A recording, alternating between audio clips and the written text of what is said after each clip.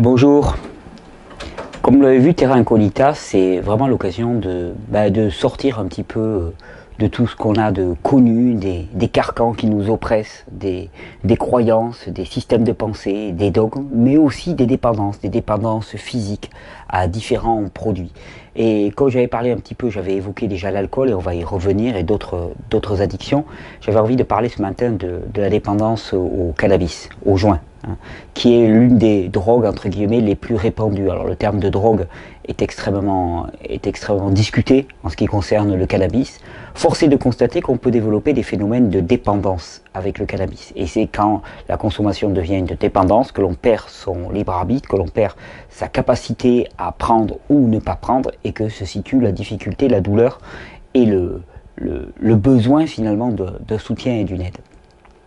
Quand on parle du cannabis, on parle toujours de la même chose, c'est-à-dire que la notion de plaisir et de dépendance psychologique et physique vont être imbriquées ensemble d'une façon assez proche.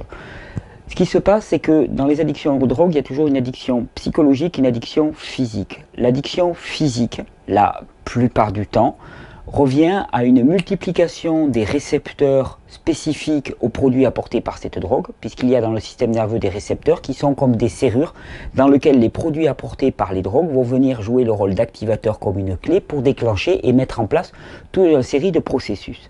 Ces récepteurs, pour le cannabis, ils sont au nombre de deux grandes classes, les CB1 et les CB2. CB1, ce sont des récepteurs qui sont principalement au niveau du système nerveux central, cerveau et moelle épinière. Les CB2 sont plutôt dans les organes périphériques, au niveau majoritairement en plus des organes du système immunitaire. L'activation des récepteurs CB1 et CB2 va donner une cascade de conséquences pour l'organisme. Pour les récepteurs CB1, on va avoir à peu près 5 à 6 zones du cerveau où ils vont agir. La première, c'est ce qu'on appelle le noyau accumbens. Je ne sais pas si la prononciation est bonne, mais le noyau accumbens, c'est un endroit du cerveau où se place littéralement tout le processus de récompense et de plaisir par la sécrétion d'un neurotransmetteur qu'on appelle la dopamine, dont on a déjà abondamment parlé. Et la consommation de cannabis et la présence de cannabinoïdes au niveau du système nerveux central va activer la production de dopamine par le noyau accumbens et donc amener à cette sensation de plaisir qui va conduire ensuite, par manque, à développer un phénomène de dépendance. Les autres secteurs du cerveau qui sont touchés, c'est l'hypothalamus. Il y a des récepteurs CB1 dans l'hypothalamus et particulièrement dans la zone de l'appétit. C'est ce qui fait qu'on a vu que la consommation de cannabinoïdes exogènes, c'est-à-dire apportés par l'extérieur, a mené à une amélioration de l'appétit chez des personnes anorexiques ou des personnes qui sont gravement malades, par exemple sidéens, et qui n'ont plus d'appétit. Ça va venir affecter aussi des récepteurs CB1 qui se trouvent au niveau du cervelet, donc tout le centre de l'équilibre. Et pour ceux qui ont déjà fumé, vous vous rendez compte que une fois que vous avez fumé, vous perdez vos sensations d'équilibre. Ok, activation des récepteurs CB1 au niveau du centre de l'équilibre. Et activation aussi de récepteurs CB1 au niveau de la moelle épinière globalement. C'est ce qui explique l'aspect un petit peu analgésique, suppression de la douleur, suppression des spasmes et globalement par son action sur l'hypothalamus globalement, diminution de la réactivité du système nerveux dans sa globalité. Ces récepteurs, il y a aussi les récepteurs CB2 qui se placent au niveau des organes immunitaires et qui pourraient expliquer l'utilisation du cannabis thérapeutique, on en parlera tout à l'heure, dans énormément d'affections de type auto-immune, dans lequel finalement le système immunitaire est complètement dépassé. Ces récepteurs peuvent être activés par n'importe quel produit, c'est-à-dire que s'ils sont présents dans le corps, c'est bien qu'il y a des produits endogènes qui sont capables de les activer. Dans le corps humain, on s'est rendu compte qu'il y avait un produit qu'on appelle l'anandamine. L'anandamine est un produit qui vient activer directement les récepteurs CB1 et CB2. Dans le cannabis, on va retrouver des phytocannabinoïdes qui vont avoir la capacité eux aussi d'activer ces récepteurs CB1 et CB2. Et c'est particulièrement celui qu'on appelle le THC. Le THC est un composé hein, qui se retrouvent dans le cannabis, dans la résine de cannabis, dans la résine de cannabis sativa, et qu'on va pouvoir bien consommer et qui va venir activer ces récepteurs. Le problème, quand on parle de dépendance, c'est que le fait d'apporter de façon massive et de façon exogène massive des cannabinoïdes va amener à une multiplication des récepteurs, à une réponse adaptative du corps. Et dès lors que l'on va couper cet apport exogène, eh bien l'apport endogène de cannabinoïdes ne va pas être suffisant pour amener finalement à ce calme du système nerveux, à cette sensation de plaisir liée à l'activation du noyau accumbens, à cette sensation à cette moindre acuité nerveuse, parce qu'il faut bien comprendre que dans le corps, il y a toujours une pédale d'accélérateur et une pédale de frein, c'est-à-dire qu'il y a toujours quelque chose qui va venir exciter le système nerveux et quelque chose qui va venir le relaxer. Le système cannabinoïque dans le corps participe énormément à la pédale de frein sur le système nerveux. Donc on consomme des produits contenant des cannabinoïdes, en particulier du THC, pour réguler ce système nerveux, un système nerveux qui est hyper excité. Donc la première question à se poser, c'est pourquoi est-ce que ce système nerveux est extrêmement enflammé, en hyper-excitation? Et dès lors, toujours la même chose, on va revenir aux bases, des bases, des bases. Pourquoi est-ce que le système nerveux est enflammé, est excité en permanence? Parce que il y a dans notre mode de vie, notre alimentation particulièrement, des produits toxiques qui vont venir littéralement agresser le système nerveux. Ce sont des produits acides qui vont jouer le rôle de neuroexcitatifs, qui vont jouer le rôle de neurotoxines, hein, comme les produits qui sont littéralement produits par un biote intestinal qui est déséquilibré dans nos intestins, comme les produits qui sont apportés par notre régime alimentaire, gluten, produits laitiers pasteurisés, additifs alimentaires, qui vont passer la barrière intestinale qui est fortement lésée et qui à ce moment-là vont venir agresser le système nerveux. Dès lors, on est en agression permanente, en hyperexcitabilité du système nerveux et on va avoir besoin d'aller chercher à l'extérieur des produits pour calmer ce système nerveux, bien plus que le système lui-même ne peut sécréter de ces produits-là. Et c'est donc que l'anandine qui est produite naturellement par le corps ne sera pas suffisante pour calmer le système nerveux. De la même façon, la carence de production de dopamine au niveau de tout le système entérique, c'est-à-dire de tous les intestins, va amener aussi à un besoin de surstimulation du noyau accumbens et donc un besoin d'aller chercher des cannabinoïdes pour activer cette production de dopamine. Alors, pour les personnes qui sont dépendantes au cannabis, quelle va être un petit peu la piste de recherche? La première, comme on l'a dit, il y a un phénomène premier qui conduit à la prise de cannabis, c'est l'hyperexcitabilité du système nerveux. Diminuer l'excitation du système nerveux. Comment est-ce qu'on diminue l'excitation du système nerveux? Déjà, en arrêtant d'apporter des produits qui sont parmi les plus forts neurotoxines que l'on puisse imaginer dans l'alimentation, en particulier les protéines complexes que l'on trouve dans le gluten, dans les produits à base de blé, qu'on appelle le gluten, la glutamine, qui est un neurotoxique majeur. Il faut savoir aussi qu'il y a énormément de produits comme l'acétaldéhyde qu'on va retrouver dans pas mal de produits alimentaires, mais surtout qui sont produits par une dysbiose intestinale, par un biote intestinal complètement déséquilibré, qui vont conduire à cet état d'excitabilité. Donc, première des bases, nettoyer le système intestinal, réfléchir à son régime alimentaire de manière à enlever les poisons majeurs qui vont venir exciter ce système nerveux qui, par effet rebond, demandera à ce qu'on trouve des sédatifs pour arriver à calmer ce système nerveux, à dormir, puisque c'est souvent le phénomène numéro 1 qui pousse les personnes à consommer du cannabis et à revenir à un état de calme. Donc, première des choses, avant d'aller chercher des béquilles extérieures, parce qu'on est toujours prompt à aller chercher des béquilles extérieures, répondre à la cause de la recherche de cannabis. Cause de la recherche de cannabis, avoir du plaisir, calmer le système nerveux. Avoir du plaisir, pourquoi? Parce qu'on n'en a pas simplement, parce qu'il n'y a pas assez de production de dopamine naturelle à l'échelle du corps. Calmer le système nerveux, parce qu'il y a des produits agressifs et excitants qui vont venir ulcérer ce système nerveux. Quand on parle de production aussi de dopamine, on s'est rendu compte que le circuit cannabinoïque, le système qui correspond à ces récepteurs CB1 et CB2, était grandement affecté, modifié, modulé par la pratique sportive. Et c'est pour ça qu'on met beaucoup en cause les endorphines. Finalement, on dit voilà, le plaisir qu'on prend lors de l'exercice physique est lié aux endorphines.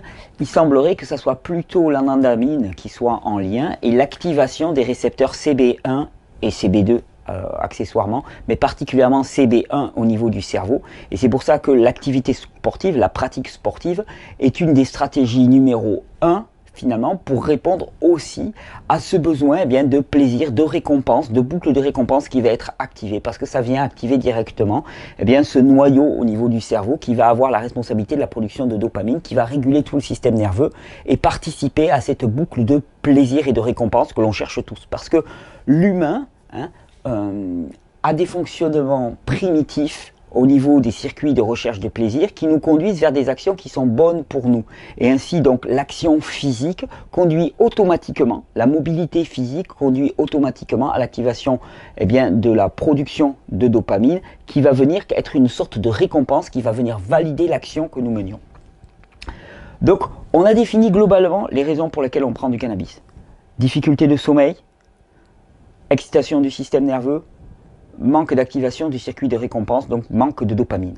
Tout cela, c'est la plupart du temps en lien avec une alimentation qui est fortement délétère, qui va apporter des produits toxiques. Deuxièmement, une toxicité intestinale qui va amener à la libération dans le milieu intérieur de produits toxiques, et littéralement produits par le biote intestinal, et ça vous pouvez vous référer aux précédentes vidéos pour comprendre exactement ce qu'il en est. Carence de production de dopamine par tout le système nerveux entérique, et passage donc de produits neurotoxiques qui vont venir exciter le système nerveux. Troisièmement, une faiblesse globale de tout le système nerveux, et là on parle particulièrement des systèmes nerveux endocriniens, une faiblesse particulièrement d'un système glandulaire qu'on appelle les glandes surrénales, qui vont produire énormément de transmetteurs qui, avec la dopamine, vont venir soutenir le système nerveux et le maintenir de manière à ne pas être finalement en état de manque de récompense, phénomène de récompense. On s'est rendu compte aussi qu'une hormone qui est produite au niveau des glandes surrénales et qui est un peu le précurseur de toutes les hormones surrénaliennes qu'on appelle la prégnénolone, et bien que l'adjonction de prégnénolone chez des personnes qui étaient dépendantes au cannabis aidait énormément au sevrage par rapport au cannabis. Alors ce phénomène de sevrage, on va quand même en parler et je vais, en plus des réformes du mode de vie, en plus de tout le travail au niveau intestinal, en plus de la régénération du système nerveux, le but de ces vidéos aussi est de donner des outils pratiques pour aider à cette crise de sevrage. Alors ce qu'on sait, c'est que le THC particulièrement est un acide gras. C'est-à-dire qu'il est soluble dans les matières grasses de l'organisme et donc il va être relâché très progressivement dans l'organisme. C'est ce qui fait que la crise de manque du cannabis n'est pas aussi violente que la crise de manque qu'il peut y avoir avec d'autres drogues. Pourquoi? Parce que c'est relâché progressivement. On dit que souvent c'est autour du 3e et du 7e jour qu'il y a le plus de crise de manque. Quand ce manque va apparaître, ce sont quelque part les récepteurs cannabinoïques qui crient leur faim et qui demandent à recevoir leur substance. Il va falloir quelque chose qui va permettre de diminuer la nécessité d'activation de ces récepteurs cannabinoïques. Toutes les plantes qui vont être calmantes, sédatives du système nerveux vont participer à cette action. Et il y en a une que j'apprécie énormément. Et quand j'ai parlé un petit peu de cette vidéo, il y a des gens qui me disent « Ah mais non, mais tu vas quand même pas nous donner des plantes à fumer ». Ben oui. Oui, parce que le réflexe de fumer fait partie aussi des addictions physiques, du mouvement. Et donc dans un premier temps, il peut être bon de supplanter le cannabis par une autre plante qui va pas avoir le même caractère additif, qui va avoir un effet calmant sur le système nerveux, qui va avoir un effet calmant aussi parce que on roulera son joint de la même manière et donc il y aura ce réflexe qu'on va retrouver. Et cette plante, on la trouve un petit peu partout dans la campagne autour de chez vous. Elle s'appelle l'armoise. L'armoise, Artemisia vulgaris, armoise, A-R-M-O-I-S-E. L'armoise, il suffit que vous regardiez un guide de botanique, vous allez en trouver un petit peu partout. Eh bien, l'armoise séchée en particulier, effritée, est un sédatif du système nerveux extraordinaire qui a aidé énormément de personnes à décrocher du cannabis en permettant de passer cette crise de manque. Il y a d'autres plantes qui avaient déjà été citées. Il y en a une qui s'appelle la rhodiola, qui est une plante, 5 minutes, on met la pression, qui est une plante qui va être régulatrice de tout le système nerveux et qui va aider énormément. On va dire même que c'est un antidépresseur, c'est un anxiolytique naturel, la rhodiola. Et dans tous les phénomènes de dépression, la prise de rhodiola a toujours été corrélée à une amélioration et une facilité pour quitter le produit addictif. La rhodiola, l'armoise, Une autre plante qui va aider énormément avec le phénomène qui est le plus handicapant pour les personnes qui arrêtent le cannabis, c'est le manque de sommeil. C'est l'écorce de mulungu. Mulungu, ça s'écrit M-U-L-U-N-G-U. L'écorce de mulungu, hein, c'est l'écorce d'un arbre africain en décoction. Cette écorce va amener un effet sédatif puissant dans l'organisme et qui va faire en sorte que la personne va s'endormir beaucoup plus facilement. On peut citer aussi passiflore, la passiflore pouvant être elle aussi fumée. On va citer le houblon. Hein. Le houblon, je ne crois pas qu'il puisse être fumé, donc c'est pour le prendre en tisane. Et on va citer aussi la racine de valériane, là, en décoction, qui vont aider fortement au sommeil. Le manque de sommeil est un phénomène très prégnant chez les personnes qui décrochent du cannabis. Donc, d'abord, relaxer le système nerveux. En plus d'arrêter les agressions, relaxer le système nerveux en utilisant la rhodiola, en utilisant le mulungu, en utilisant l'armoise à fumer, et ça a été une grande aide pour des personnes que je voyais dans mon entourage qui étaient encore accros au cannabis. Ensuite, il va falloir nettoyer le foie, parce que le THC est métabolisé dans le foie, et donc toutes les personnes qui ont consommé beaucoup de cannabis, dans un deuxième temps, vont avoir besoin d'une aide pour nettoyer leur foie. Pour nettoyer le foie, artichaut, chardon-marie, curcuma, hein, vont être des panacées. Vous allez avoir le radis noir aussi. Vous allez avoir le jus de citron qui vont venir, le desmodium aussi, l'écorce de desmodium, qui vont venir nettoyer ce foie et permettre ensuite une plus grande libération et d'avoir beaucoup moins de ces produits qui vont être restés rémanents dans le corps. Ensuite, l'un des points majeurs à considérer, c'est le fait que quand on consomme du cannabis, il y a l'activation des récepteurs CB1 dans différentes zones du cerveau, particulièrement les zones de l'hippocampe qui correspondent à la mémoire et à la capacité d'apprentissage, que ces zones ont été lésées par la consommation de cannabis et qu'il donc va falloir régénérer ces zones. Pour régénérer ces zones cérébrales, il y a deux plantes qui sont majeures, admirables, qu'on appelle le ginkgo biloba, l'arbre millénaire, et le gotu kola. Le gotu kola, ou qui s'appelle sous son nom botanique Centellia asiatica, est une plante extraordinaire pour la régénération cérébrale tout azimut. Le ginkgo biloba joue aussi ce rôle, en plus en ajoutant un effet de microvascularisation au niveau du cerveau. Ces deux plantes, vous pouvez les acheter séparément, vous pouvez les trouver aussi dans le mélange cerveau et système nerveux qui est particulièrement indiqué d'ABC de la nature, et ça va être en réparation. Mais quand il s'agit de passer la crise de manque, eh bien la priorité c'est sur les plantes sédentives. Rhodiola, mulungu, armoise, fleur du fruit de la passion, la damiana aussi, j'en ai pas parlé, la damiana, qui est une plante, je pense, d'origine brésilienne, en thé, est extraordinaire. Elle peut être fumée aussi, si vous trouvez des feuilles de damiana, elle peut être fumée pour un effet relaxant, elle va favoriser un meilleur sommeil, un sommeil plus réparateur, et elle va permettre de passer cette crise de manque. Ce qu'il faut surtout comprendre quand on parle de cette dépendance au cannabis, c'est les mécanismes qui ont conduit à avoir cette dépendance. Et c'est toujours les mêmes. C'est le reflet de notre mode de vie actuel. Une alimentation et un mode de vie qui sont neurotoxiques et qui vont amener à une inflammation du système nerveux. Et donc on cherche désespérément à l'extérieur puisque nous n'avons plus assez de produits endogènes pour calmer ce récepteur. C'est-à-dire que quelque part, on appuie beaucoup trop fort sur la pédale d'accélérateur pour que le frein naturel du corps soit suffisant. Donc qu'est-ce qu'on va chercher? On va chercher des freins à main, des multiples freins à main à l'extérieur, en particulier le THC, pour arriver à freiner cette machine qui est complètement emballée. Et c'est toujours la même chose. Notre mode de vie est un mode de vie qui est neurodégénératif dans le sens où il excite à la fois par le rythme, à la fois par les neurotoxines consommées, à la fois par les neurotoxines générées par la dysbiose intestinale, et il n'y a qu'en réformant son mode de vie globalement, en repensant son mode de vie, que ce soit au niveau des rythmes, que ce soit au niveau du régime alimentaire, qu'on amènera à une amélioration à ce niveau-là. Deuxièmement, manque d'activation du circuit de récompense et de plaisir. Pourquoi? Déjà parce que nous avons éludé ce principe de plaisir dans notre vie. Or le principe de plaisir est le principe qui préside à tous les apprentissages, toutes les améliorations dans les individus, le principe de plaisir est celui qui guide l'individu. Nous sommes des individus avant tout de plaisir. C'est l'activation de ces circuits dopaminergiques qui va amener à la validation d'une action au niveau du système du corps humain. Et ça, on l'a complètement oublié. On se bâtit des vies qui sont privées de plaisir. Et même le plaisir a été connoté de façon même négative par certaines formes de religion. Le plaisir est le moteur humain. On apprend par plaisir, on agit par plaisir, on décide pour le plaisir. Et le plaisir et la satisfaction des besoins physiologiques de l'être humain est la priorité du corps humain.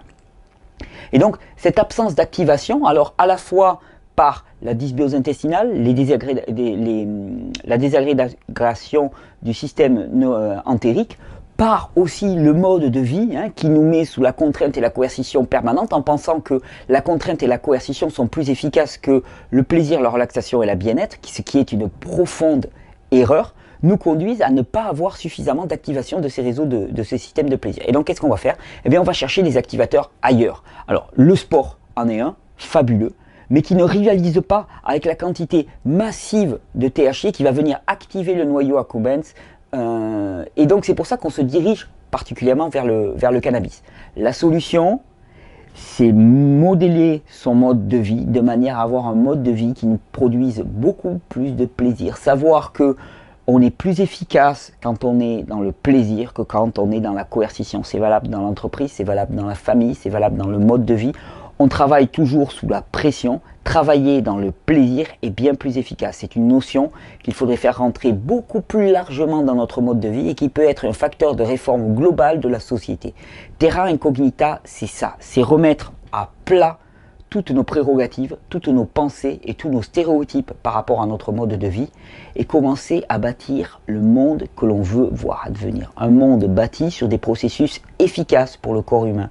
Processus efficaces basés sur le plaisir, la satisfaction du plaisir qui fait qu'on ne va pas avoir besoin d'aller chercher à l'extérieur des produits alors qu'à l'intérieur nous avons déjà toutes les ressources simplement parce que nous sommes obligés d'aller chercher à l'extérieur parce que la sollicitation est très forte. L'être humain déplacé du cadre normal ne peut plus trouver dans ses ressources homéostatiques suffisamment de produits pour moduler. La pédale de frein ne suffit plus. À ce moment-là, réformer son mode de vie, se diriger vers des plantes relaxantes est certainement la meilleure des solutions. Je souhaite à toutes les personnes qui sont dépendantes au cannabis et qui en souffrent de pouvoir trouver avec ces plantes, avec cette vidéo, une solution à leurs problèmes. Bonne Terra Incognita à tous. On n'en finit pas d'explorer cette zone inconnue de nous-mêmes.